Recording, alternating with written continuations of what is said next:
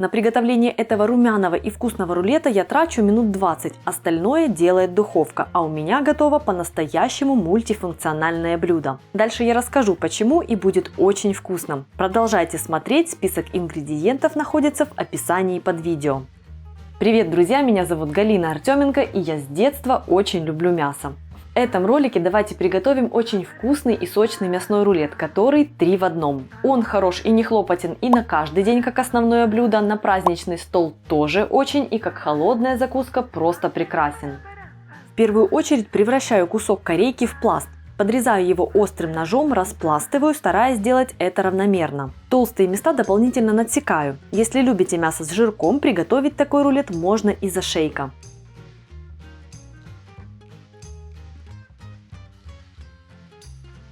Теперь, чтобы сделать этот пласт однородным и эластичным, хорошенько отбиваю его, накрыв пласт пищевой пленкой. Кстати, на моем канале есть очень вкусный и нежный рулет из куриного филе. Ссылку я оставлю в описании к ролику.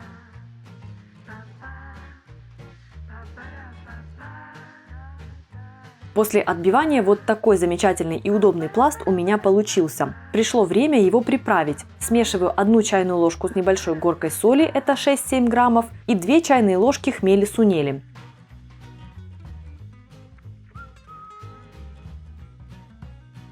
Посыпаю мясо этой смесью и хорошенько натираю его.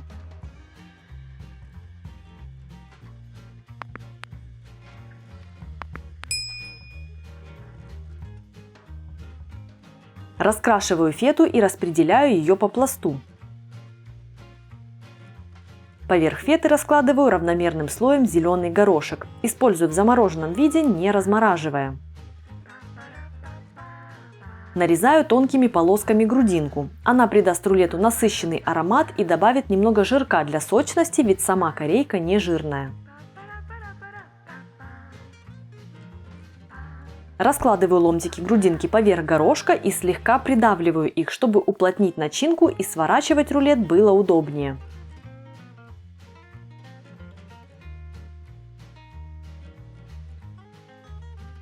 Хочу напомнить, что на моем канале уже есть очень вкусный рулет из рульки для тех, кто любит более жирненькое мясо. Также есть классная подборка холодных мясных закусок, которые актуальны всегда на праздничный стол, потому что праздники у нас всех случаются регулярно. Сворачиваю мясо в тугой рулет. Если будут выпадать какие-то горошинки, не страшно. Но по видео хорошо видно, что все очень легко и просто.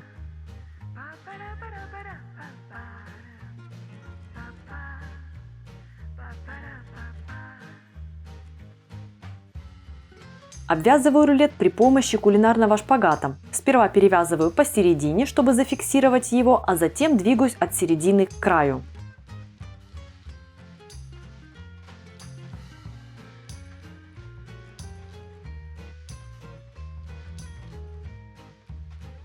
Фиксирую нитью рулет и снизу, затем проделываю тоже со второй половиной. Мне нравится делать именно так, потому что рулет получается однородный, не перекашивается. Иногда у меня такое было, когда я начинала обвязку с края. Или слетала петля, или еще что-то, словом, было неудобно, а так песня.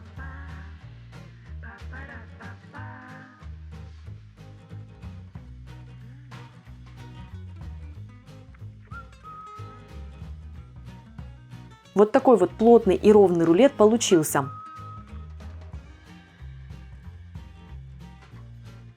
Теперь я перекладываю его в форму для запекания. Будет выделяться сок, так что это стоит учитывать при выборе формы. Для контроля температуры я использую термометр, но это не обязательно. Готовить рулет такого размера стоит при 180 градусах в течение 80-90 минут. Если кулинарный термометр у вас есть, готовьте рулет до температуры внутри мяса 65 градусов. Готовый рулет достаю из духовки и оставляю отдохнуть на 10 минут. За это время его температура дойдет до 70-72. Это именно та температура, которая считается гигиенически безопасной, и мясо при этом остается нежным и не пересушенным. После отдыха аккуратно снимаю обвязку и нарезаю рулет на порции. Порции, как для горячего, делаю достаточно широкими, а если хочется приготовить его как закуску, нарезать можно и тоньше, в уже остывшем виде. Если этот ролик вам понравился, ставьте палец вверх, оставляйте свои приятные комментарии, делитесь своим опытом, делитесь тем, с каким мясом больше всего любите готовить мясные рулеты и какие начинки для них использовать. Меня зовут Галина Артеменко, это канал «Жизнь вкусная». Подписывайтесь, жмите на колокольчик, и вкусные рецепты мимо вас не пройдут.